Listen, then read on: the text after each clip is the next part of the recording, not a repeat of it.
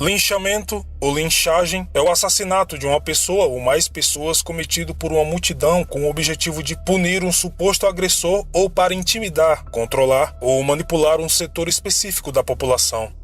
Este fenômeno está relacionado a outros meios de controle social, mas tem a característica de se tornar um tipo de espetáculo para o público.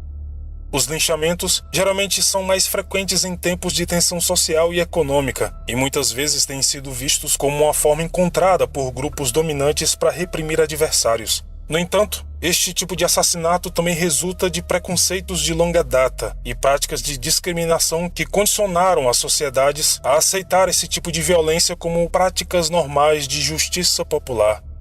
Embora a opressão racial nos Estados Unidos seja mais famosa e tenha dado ao linchamento sua forma atual, a execução imposta pela população não é exclusiva da América do Norte, visto que também, historicamente, é encontrada em todo o mundo, principalmente quando populares agem para punir as pessoas que se comportaram fora dos limites socialmente aceitáveis daquela região. Além disso, casos deste tipo já eram registrados nas sociedades anteriores à colonização europeia da América.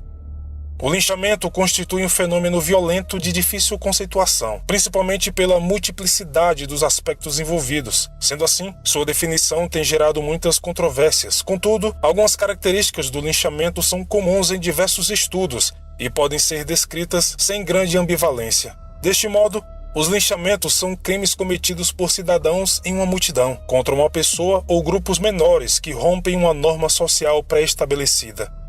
Muitos autores atribuem a origem da palavra ao coronel Charles Lynch, que já praticava este ato por volta de 1782, durante a Guerra de Independência dos Estados Unidos, ao tratar dos pró-britânicos.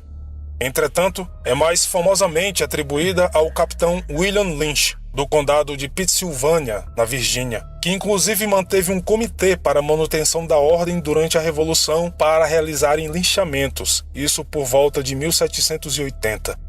A Lei de Lynch deu origem à palavra linchamento em 1837, designando o desencadeamento do ódio racial contra os índios, principalmente da Nova Inglaterra. Isso apesar das leis que os protegiam, bem como contra negros perseguidos pelos comitês de vigilância. Muitos destes comitês deram origem à Ku Klux Klan. Apesar desta paternidade reconhecida a Charles ou William Lynch, a prática de assassinato por uma multidão após um episódio de justiça social já ocorria na Idade Média na Europa e no século XIX na Irlanda e na Rússia.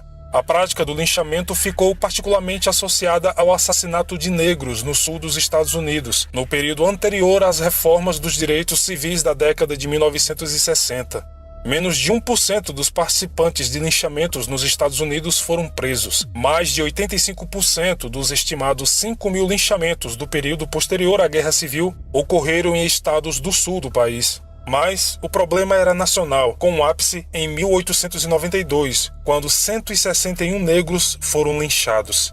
Estudiosos dizem que linchamentos são mais vistos onde a violência é mais comum e a população não acredita no poder da polícia, resolvendo assim fazer justiça com as próprias mãos, ignorando por completo o princípio da proibição da autotutela, o qual garante o direito exclusivo do Estado como garantidor da lei, da ordem social e da justiça.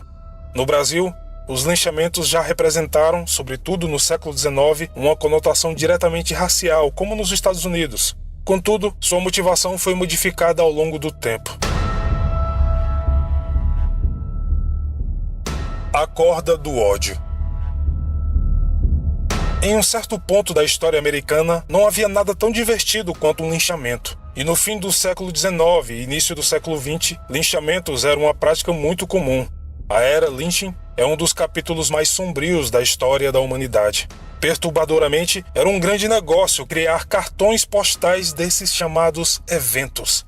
Esses cartões postais geralmente eram enviados a parentes e amigos com inscrições como "Gostaria que você estivesse aqui", ou até mesmo "Você perdeu uma grande festa". Pois bem, preste atenção nos fatos que eu irei narrar agora. Em 2 de maio de 1911, o vice-xerife George Lowney recebeu uma denúncia de roubo e foi em direção à fazenda Nelson, em Oakman, Oklahoma. Uma vaca havia sido roubada de outra fazenda próxima e todos acusavam Lawrence Nelson, de 15 anos, como ladrão da referida vaca. Quando o xerife chegou à casa, descobriu que a vaca havia sido abatida. O pai de Lawrence, Austin, confessou que havia roubado a vaca porque ele não tinha nada para dar de comer aos filhos. O que aconteceu depois disso foi obscurecido pelo tempo. Vários relatórios que eu encontrei ofereceram versões diferentes dos eventos. O que se sabe é que houve uma briga e Lawrence acidentalmente matou o xerife Loney.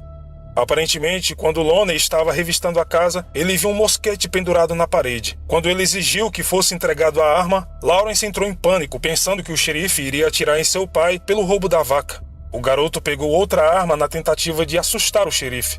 No entanto, quando sua mãe, Laura, correu para tentar impedi-lo, a arma descarregou e atingiu o xerife Loney na perna. O homem morreu, esvaindo-se em sangue. O pai de Lawrence, Austin, e a mãe do garoto, Laura, foram todos presos. Austin foi acusado pelo roubo da vaca e por posteriormente ter abatido o animal. Em uma tentativa de salvar sua família, ele se declarou culpado e foi condenado a 3 anos de prisão. No entanto, Lawrence e sua mãe, Laura, foram acusados de assassinato. A eles foi negado a fiança e os dois seguiram direto para a cadeia do condado para aguardar o julgamento. Seus advogados sugeriram que iriam defendê-los na audiência sob a perspectiva de legítima defesa. Mas, alguns dias depois, antes do julgamento, tragicamente, um grupo de homens brancos locais decidiu tomar medidas preventivas. Em 24 de maio, um grupo de cerca de 40 homens invadiu a prisão por volta da meia-noite. Os homens amarraram, amordaçaram e vendaram o carcereiro, tornando-o incapaz de identificá-los mais tarde. Laura, que obteve permissão para cuidar de sua filha de 2 anos, Carrie, foi estuprada por vários homens na frente da criança. Depois, ela e Lawrence, após serem surrados, esmurrados e chutados, foram arrastados de suas celas e tirados da cadeia. Eles foram levados a uma ponte de aço sobre o Rio Norte canadense. Laura conseguiu colocar a pequena Carrie no pé da ponte, enquanto ela e Lawrence eram levados um para cada lado da ponte. Lá, um laço foi amarrado no pescoço e eles foram jogados da ponte.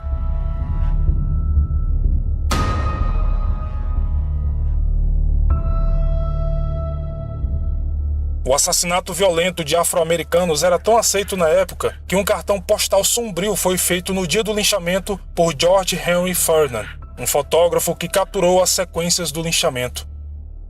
Vale lembrar que o jovem Lawrence, antes de ser enforcado, foi cruelmente surrado por um bando de homens que jogavam pedras, paus e chegaram a quebrar um de seus braços.